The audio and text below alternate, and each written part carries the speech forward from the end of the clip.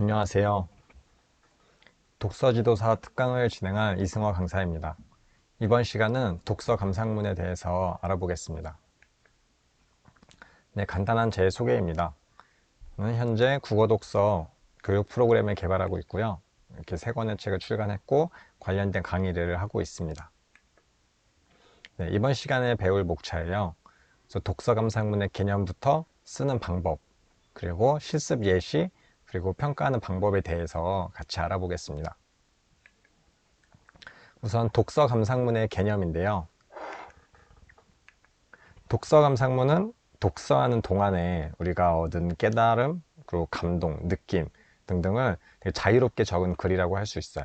그래서 조금 더 주관적인 성격이 강한 이제 대표적인 독후 활동으로 활용되기도 합니다.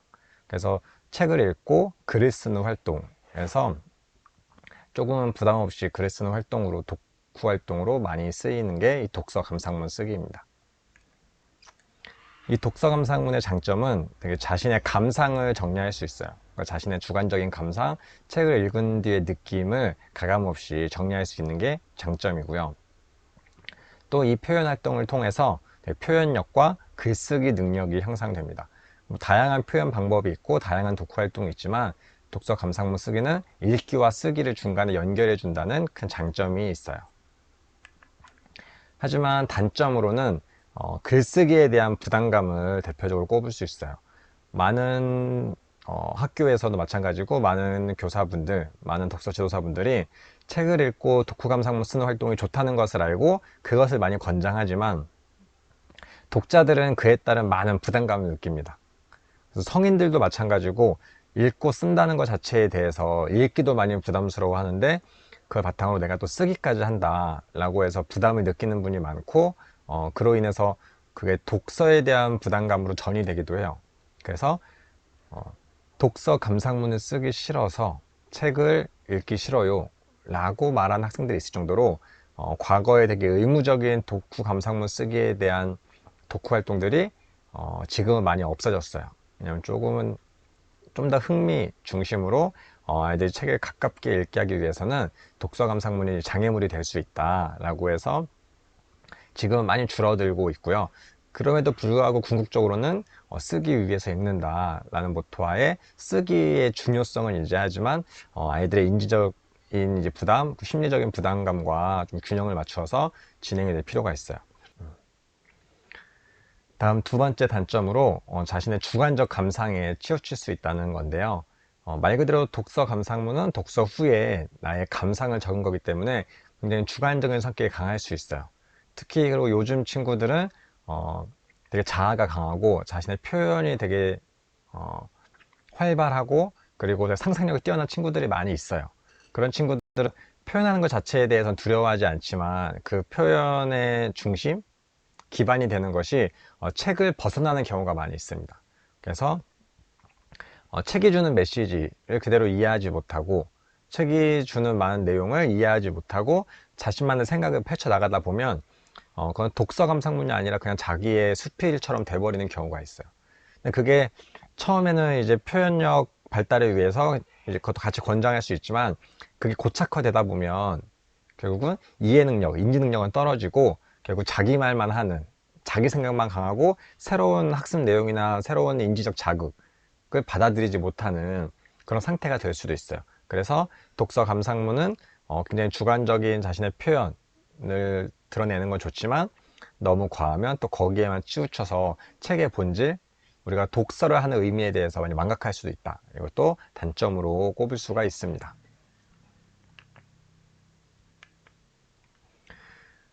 우리가 이번엔 독서 감상문 쓰는 방법에 대해서 알아볼게요.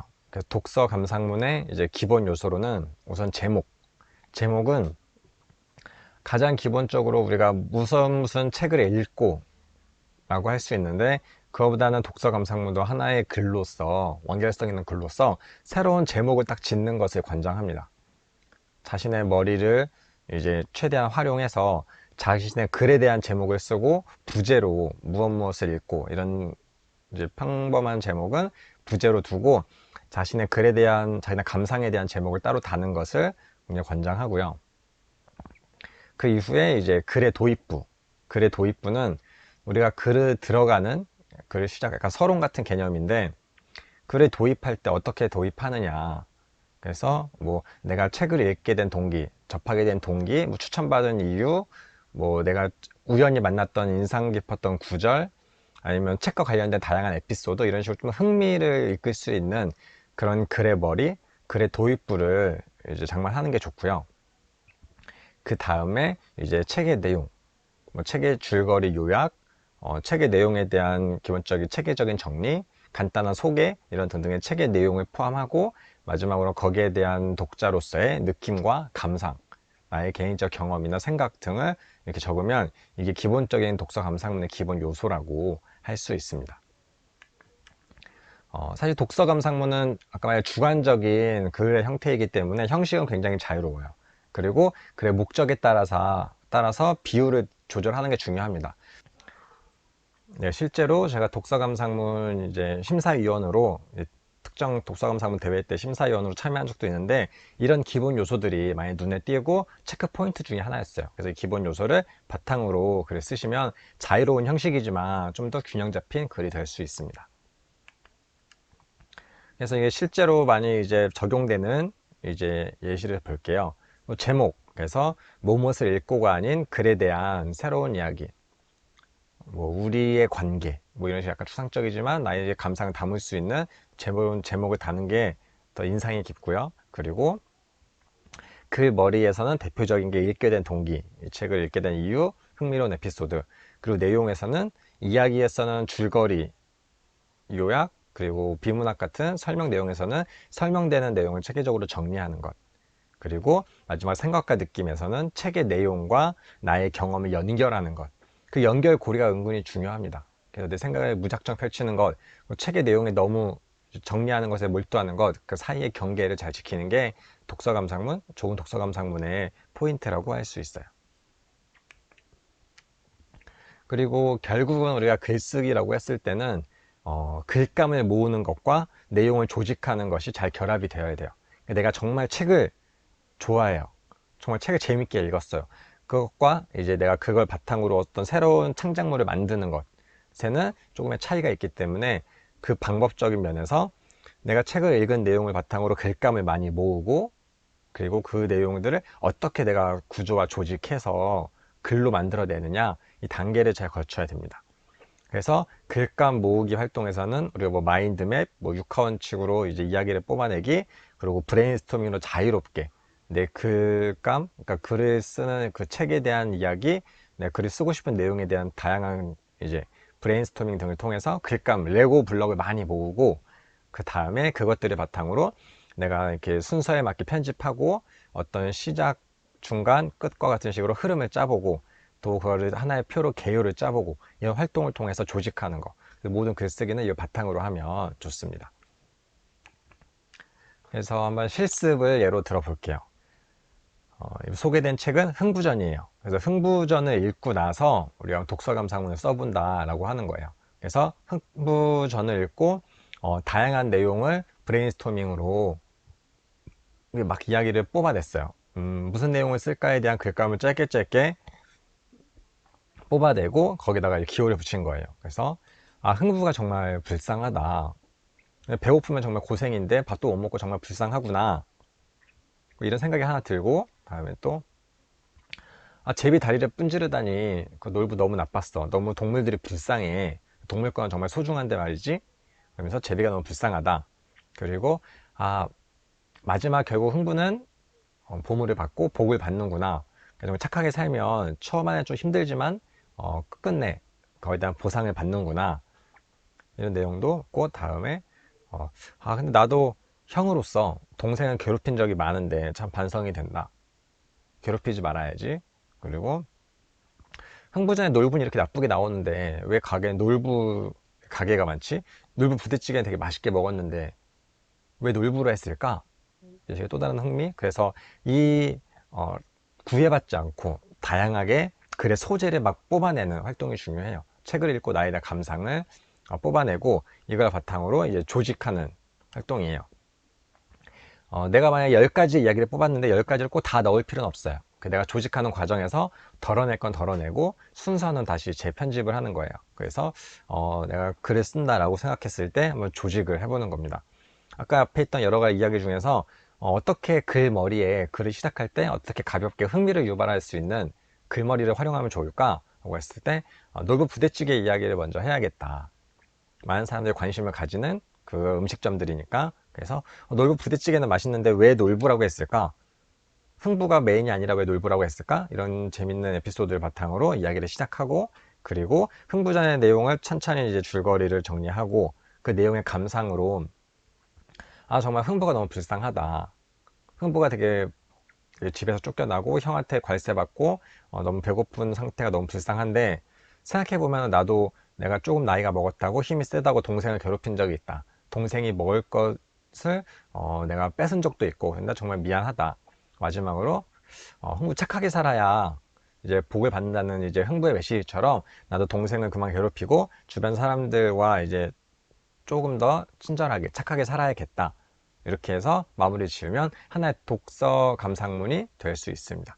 그래서 많은 글감들을 뽑아내고 그걸 바탕으로 조직하고 이 바탕으로 독서 감상문을 완성하고요. 실제로 이제 그거를 이제 하나의 편으로 완성을 했을 때 제목, 그러니까 흥부전을 읽고가 아닌 하나의 제목, 용서가 미안해, 나의 실제적인 동생의 이름 용서가 미안해 라는 제목과 함께 글머리는 놀부 부대찌개 식당 에피소드를 활용하고, 내용으로는 줄거리를 담고, 감상으로는 놀부에서의 나의 모습이 보였고 나는 용서가 사이좋게 지낼 거다. 그러니까 책의 이야기에서 나의 경험거로 자연스럽게 연결되는 그런 독서 감상문이 한편에 완성이 됩니다. 그리고 나서 이제 우리가 독서 지도사로서 이제 아이들의 글을 첨삭하고 평가할 부분들이 많이 있죠. 그것에 따라서 영역별로 한번 평가 요소들을 살펴볼게요. 네. 내용 영역에서는 우선 책의 내용을 제대로 이해했는가.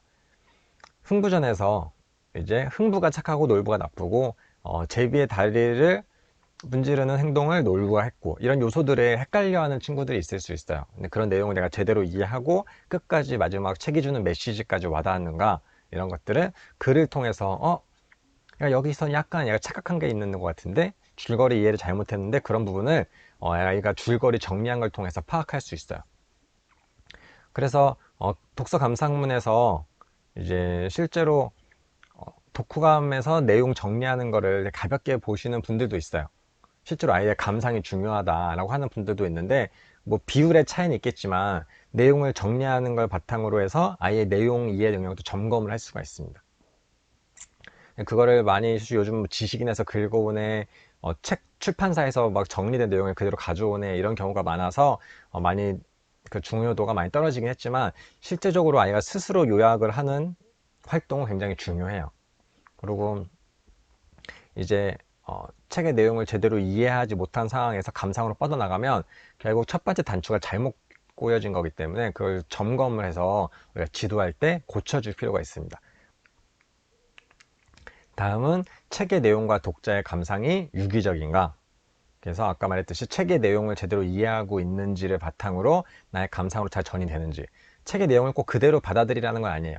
그 연결고리가 개연성이 있는지를 점검할 필요가 있습니다. 그리고 독자의 생각과 느낌이 잘 드러나는가. 그 마지막 감상 영역에서 그 독자의 경험, 독자의 느낀 점, 그런 것들이 솔직하게 잘 드러나는지 판단해 주는 것이 중요합니다. 실제로 제가 독서 감상문 대회에서 심사했을 때 많은 친구들이 이제 어려워하는 것 중에 하나가 책의 내용을 잘 정리하는 것, 그리고 두 번째로는 나의 감상을 잘 표현하는 거예요. 그게 뭐 독서 감상문의 메인이니까 그럴 수 있지만, 어떤 친구는 줄거리만 정리만 엄청 이제 책의 거의 70%를, 감상문의 70%를 책의 줄거리만 굉장히 디테일하게 하다가 마지막 감상은 재밌었습니다, 뭐 슬펐습니다, 이렇게 가볍게 끝나는 경우가 있어요. 그것도 되게 안타까운 일이고, 어떤 친구는 줄거리 요약은 굉장히 어설프게 간단히 하고 뒤에 자신의 이야기를 막 구구절절 쓰는 경우가 있어요. 그것도 감상 표현으로서는 적절하지만 그건 개인의 에세이고, 독서 감상문으로서는 어떤 책에 어떤 내용이 있었고 거기서 나는 무엇을 느꼈고 유기적으로 연결되는 게 바람직합니다. 그런 면에서 줄거리에 너무 요약에 집중되거나 너무 자신의 감상을 펼치는 데 집중되지 않고 유기적으로 연결하는 거, 이 3단계로 나누어서 이해하시면 좀 더 지도하고 평가하는 데 도움이 될 겁니다. 다음은 이제 구조 영역이에요. 독서 감상문에서 그 영역별 비율이 적절한가, 아까 말씀드렸듯이 뭐 줄거리 정리만 70% 80%로 해버린다거나 약간은 서론의 이제 비중이 너무 커. 그러니까 글머리, 글이 들어간 에피소드에 너무 장황하게 이야기가 시작되면 거기서 오히려 책의 본질이 떨어지고 글의 본질이 떨어지고 지루해질 수 있어요. 그래서 뭐 글머리, 줄거리, 감상의 비율을 적절하게 선정해서 하는 게 중요하고요. 형식적인 면에서. 그리고 내용이 짜임새 있게 조직이 되었는가. 이 앞에 있던 글머리가 너무 엉뚱하지 않은가. 이 글머리가 글에 도입하는데 자연스럽게 연결이 되는가, 그리고 줄거리 정리가 깔끔하게 정리되어 있는가, 그것과 감상이 연결되어 있는가. 그래서 이 세 가지로 나누었을 때 유기적으로 짜임새 있게 조직이 되었는지 확인하는 것. 그 세 번째, 주제를 향해서 통일성 있게 응집이 되었는가. 그래서 마지막 내가 하나의 편의 글이라고 했을 때 독서 감상문이지만 책에 대한 하나의 주석이 아니라 부수적인 작품이 아니라 내가 하나의 독립적인 글로 이걸 인정했을 때 그 안에서 처음 제목부터 마찬가지고 마지막까지 나의 글이 하나의 주제를 향해서 통일성 있게 가야 하는 그런 형식적인 면을 잘 갖추었는지, 그러면 되게 좋은 글이 될 수가 있습니다. 그래서 많은 사람들이 독서 감상문을 독후 활동의 하나, 일부로서만 판단을 한다면 그럼 책에 대한 감상을 말하는 것과 이제 글로 쓰는 것과 이제 그냥 거의 다르지 않게 보는 분도 있는데, 우리가 글로 쓴다는 건 한 편의 작품, 콘텐츠를 완성한다고 접근하시는 게 도움이 됩니다. 그게 너무 부담스러우면 단계별로 접근을 할 수 있지만 궁극적으로는 내가 하나의 콘텐츠, 하나의 글 완성한다, 이렇게 접근하시는 게 이 구조 영역에서도 형식적으로 짜임새를 갖는데 큰 도움이 됩니다. 다음은 이제 표현 영역이에요. 특히 이제 저연령일수록 이게 중요한 요소인데, 맞춤법, 어법이 되게 적절한가. 그래서 많은 친구들이 글 쓰는 게 어색하다 보니까 실제 손으로 쓰면 굉장히 이제 삐뚤빼뚤 막 줄도 못 맞추고 글자 크기도 다 다르고 이런 경우가 많은데, 그런 것들에 대해서 점검해 주는 거, 자, 이 기본적인 글쓰기에 대한 표현 요소를 점검해 주는 것. 또 요즘 컴퓨터로도 많이 써요. 그리고 컴퓨터로 써서 제출하기도 하는데, 그런 면에서도 꼭 맞춤법 검사를 하는 습관, 그리고 맞춤법 검사를 너무 의지하는 것을 넘어서 나의 이제 모국어적, 문법적인 이제 감각, 그래서 이게 맞는지 다른지, 이렇게 쓰면 안 될 것 같은데 이게 좀 어색한데, 이런 것들 계속 익히는 게 중요해요. 그래서 맞춤법과 어법이 적절한지 점검해주고 그걸 빨간펜 같은 식으로 첨삭해주면 도움이 됩니다. 그래서 실제로 저연령은 내용으로 가기 전에 읽는 것 자체가 너무 힘든 경우가 많아요. 무슨 말을 하고 싶은 거지? 무슨 내용을 적은 거지? 라고 이제 해독의 수준으로 막 가는 경우도 많은데, 언젠가는 고쳐야지 다음 글쓰기로 나아갑니다. 저연령 때 잡아주지 못하면 중학교, 고등학교 가서도 정말 글쓰기를 못하고, 고등학생 글인데도 무슨 말하는지 잘 모르는 경우가 있어요. 성인까지도 이어집니다. 그래서 이런 기본적인 표현 요소는 잡아주는 것이 중요하고요. 그리고 단어 사용이 적절하고 구체적인가. 우리가 책을 읽으면서 느끼는 이제 공부하는 어휘력, 이것이 정말 어휘력으로서는 내가 어휘를 다양하게 부릴 수 있어야 돼요. 맥락 속에서. 그래서 내가 정말 말하는 것과 쓰기 하는 것에서 내가 얼마나 어휘력을 갖고 있는지 그게 드러나기도 하는데, 그 순간순간에 내가 단어를 사용했던 건 적절한가, 그 어휘가 구체적이고 다양한 감상이나 내용을 잘 표현하고 있는가를 점검해주면 어휘력 발달에 굉장히 도움이 많이 됩니다. 그리고 대체할 수 있는 어휘는 간단히 체크해서 이런 어휘로 대체하면 의미가 더 명확해지고 좋다, 이런 식의 표현을 해주고 하면 아이가 첨삭하는 과정, 첨삭 피드백을 받는 과정에서 글쓰기 능력이 많이 향상이 돼요. 그리고 마지막에 문장이 매끄럽고 읽기 좋은가. 그래서 이거는 사실 윤문이라고 하죠. 빼서 문장을 다듬는 건데, 아이들이 그렇게 글을 잘 쓰는 걸 전제로 해서 기대치를 높일 필요는 없지만 계속 소리내어서 읽게 해주는 활동을 하는 게 좋아요. 자신이 쓴 글도 소리내어서 읽다 보면 툭툭 막히고 매끄럽게 읽히지 않으면 그 순서를 바꾼다거나 어휘를 바꾼다거나 아니면 좀 호흡을 바꾼다거나 이런 식으로 윤문을 할 수 있습니다. 그래서 문장이 매끄럽고 읽기 좋은가 소리내어서 계속 같이 읽어보는 연습을 하면 도움이 됩니다. 그래서 이것도 내용 영역, 구조 영역, 표현 영역에서 이렇게 평가 요소들을 알아봤습니다. 네, 이상으로 독서 감상문 내용에 대해서 강의를 마치겠습니다. 감사합니다.